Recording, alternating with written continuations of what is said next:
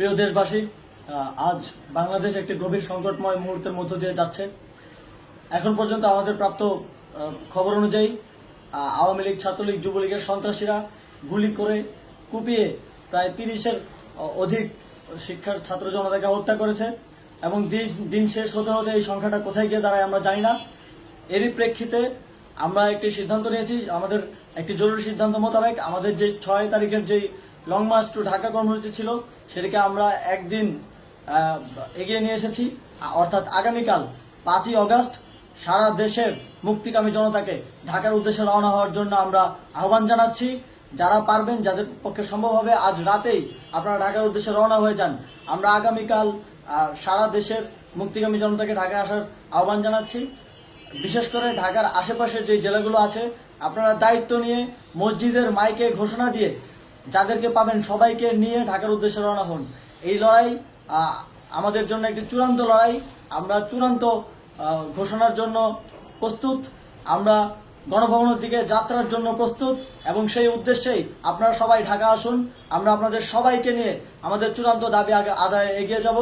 আমি জানি না সমন্বয়করা আজকে রাতে বেঁচে থাকতে পারবে কিনা, কিন্তু আপনাদের উপর আমরা এই দায়িত্ব দিচ্ছি।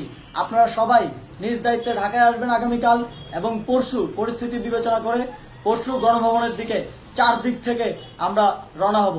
আমরা খুব আতঙ্কের সাথে লক্ষ্য করছি যে ছাত্রলীগ, যুবলীগ এবং আওয়ামী লীগের গুন্ডারা পুলিশের অস্ত্র দিয়ে পর্যন্ত সাধারণ জনগণের উপর হামলা করছে। কিন্তু একটি সুখের খবর হচ্ছে, সারা দেশের বিভিন্ন স্থানে সেনাবাহিনী ছাত্র জনতার পক্ষে দাঁড়িয়েছে। আবার কিছু কিছু জায়গায় যেমন মিরপুর ও মোহাম্মদপুরে সেনাবাহিনী ছাত্র জনতার বিপক্ষে দাঁড়িয়ে গুলি চালাচ্ছে। আমরা সেনাবাহিনীর প্রতি আহ্বান জানাতে চাই, আপনারা এদেশের নাগরিক এবং আপনারা এদেশের নিরাপত্তার দায়িত্বে আছেন, এদেশের জনগণের যানবাহনের নিরাপত্তার দায়িত্বে আছেন। আপনারা দেশের পক্ষে এবং দেশের জনগণের জন্য কাজ করবেন। কোনো খুনি সরকারের জন্য, কোনো খুনি রাজনৈতিক দলের জন্য কাজ করবেন না। এটি এদেশের জনগণ আপনাদের থেকে প্রত্যাশা করে। আমাদের এই আন্দোলনে সম্পূর্ণ সমর্থন দিয়ে হয় নিরপেক্ষ থাকুন, অথবা এই খুনি বাহিনীকে, সরকারের খুনি বাহিনীকে প্রতিহত করুন, তাদেরকে যথাযথ শাস্তির আওতায় নিয়ে আসুন। যেই কারফিউ সরকারের পক্ষ থেকে ঘোষণা করা হয়েছে, আমরা স্পষ্টভাবে বলতে চাই, সেনাবাহিনী এই ধরনের কোনো কারফিউ বাস্তবায়নের জন্য মাঠে না নামে। যদি মাঠে নামে তাহলে সেনাবাহিনী স্পষ্টভাবে অফিসিয়ালি জনতার বিরুদ্ধে দাঁড়াবে। আমরা চাই না সরকারের এই ষড়যন্ত্র সেনাবাহিনী পা দিক। সেনাবাহিনীকে জনতার বিরুদ্ধে দাঁড়ানোর যে ষড়যন্ত্র সরকার রচনা করছে সেটিতে সেনাবাহিনী পা দিবে না, এই বিশ্বাস আমরা রাখতে চাই। আওয়ামী লীগ আজ সারা দেশে তাদের খুনি বাহিনীকে নামিয়ে দিয়েও ছাত্র জনতার প্রতিরোধের মুখে টিকতে পারেনি।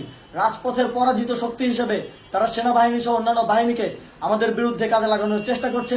এই চেষ্টাকে, এই ষড়যন্ত্রকে ব্যর্থ করতে হবে এবং আগামীকাল সারা দেশে মসজিদে মসজিদে ঘোষণা দিয়ে ঢাকার উদ্দেশ্যে আপনারা রওনা হন। প্রত্যেকটি পরিবার থেকে অন্ততপক্ষে একজনকে ঢাকার উদ্দেশ্যে রওনা করে দিন, এই ইতিহাসের সাক্ষী হতে, একটি নতুন বাংলাদেশের অভ্যুদয় ঘটানোর একজন কর্মী হতে। ধন্যবাদ সকলকে।